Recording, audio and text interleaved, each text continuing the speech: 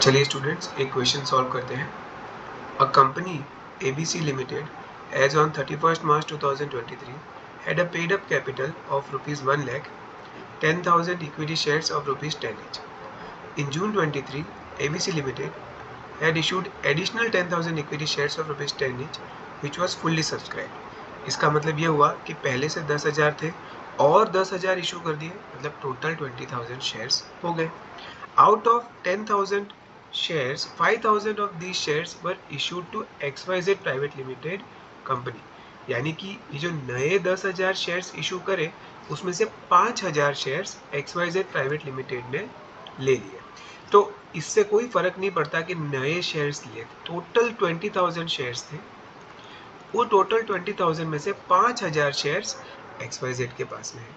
XYZ is a holding company of PQR Private Limited by having control over composition of its board of directors. यानी कि यहाँ पर एक और तीसरी कंपनी की बात कर रहे हैं, PQR Private Limited। तो पहले तो ये ABC Limited और XYZ Limited की बात कर लेते हैं, इन दोनों के बीच के रिलेशन को समझ लेते हैं। ABC Limited के 10,000 शेयर्स थे और उसने 10,000 शेयर्स इशू कर दिए, टोटल 20,000 शेयर्स हो गए। उसमें से XYZ ने 5,000 शेयर्स ले लिए, यानी कि परसेंटेज में देखो तो 25% शेयर्स ले लिए। अब एक्ट में ये लिखा है कि अगर 20% से ज़्यादा वोटिंग पावर होता है तो वो दो कंपनीज आपस में एसोसिएट्स बन जाती है। एक्ट में ऐसा लिखा है कि अगर at least 20% of total voting power होता है तो वो सिग्निफिकेंट इन्फ्लुएंस है ऐसा माना जाएगा और वो कंपनीज एसोसिएट कंपनीज बन जाएगी। ऐसा कहाँ लिखा है? Section 2 clause 6 of the companies act 2013 में लिखा है। इसको याद रखने के लिए अपन ने वर्ड रखा था शी का मतलब अपन जो एसोसिएट यानी कि पार्टनर अपन बोलते हैं ना, हमारा पार्टनर है तो शी, ठीक है। तो सेक्शन 2 क्लॉज 6 यानी कि ABC लिमिटेड और XYZ लिमिटेड आपस में रिलेशन क्या है उनका? वो दोनों एसोसिएट्स हैं।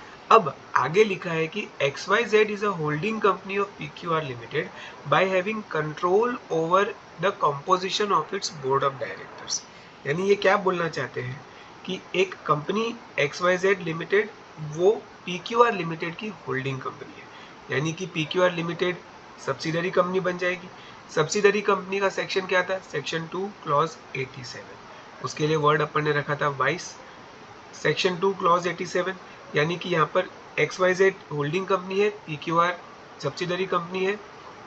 दूसरे केस में था ABC लिमिटेड और XYZ, वो दोनों एसोसिएट कंपनीज थी। यानी कि ये कंपनी का सारा स्ट्रक्चर अपन ने समझ लिया। अब आगे बढ़ते हैं क्वेश्चन।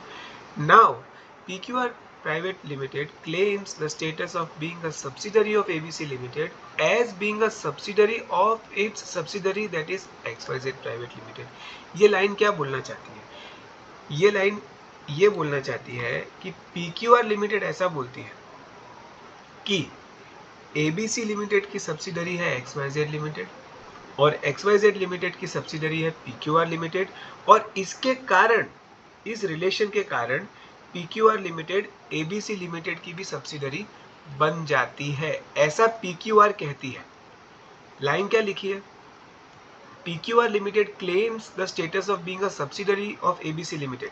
PQR कहती है कि मैं ABC लिमिटेड की सब्सिडरी हूं क्योंकि as being a subsidiary of its subsidiary that is XYZ Private Limited. PQR Limited बोलती है कि मैं XYZ की सब्सिडरी हूँ जो कि खुद ABC की सब्सिडरी है, पर हमने अभी नोटिस किया है कि ABC लिमिटेड और XYZ लिमिटेड के बीच में जो रिलेशन है वो एसोसिएट का है, सब्सिडरी का नहीं है। वो दोनों एक दूसरे के एसोसिएट हैं क्योंकि 25% ही शेयर्स ABC लिमिटेड के XYZ के पास में है, यानी कि यहाँ पर सिग्निफिकेंट इन्फ्लुएंस है, इसीलिए वो दोनों एसोसिएट्स है।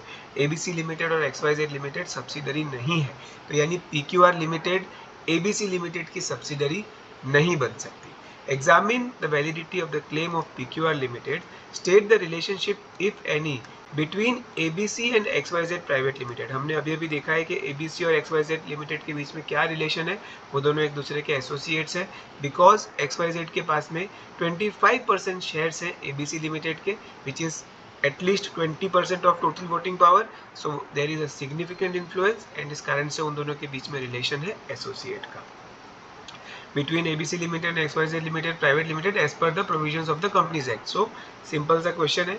जो PQR लिमिटेड बात कह रही है कि वो ABC लिमिटेड की सब्सिडरी है, वो गलत है. वो उसकी सब्सिडरी नहीं है और ABC और XYZ के बीच में एसोसिएट्स का रिलेशन है. यहाँ पे अपन सेक्शन 2 क्लॉज 6 का मेंशन करेंगे और सेक्शन 2 क्लॉज 87 मेंशन करेंगे और लास्ट में ऐसा मेंशन करेंगे कि PQR लिमिटेड का जो कंटेंशन है, PQR लिमिटेड की जो बात है, उसका जो क्लेम है वो गलत है, वो वैलिड नहीं है. इसका फुल आंसर भी मैंने व्हाट्सएप ग्रुप पे शेयर किया है, आप लोग उसको पढ़िएगा और समझिएगा.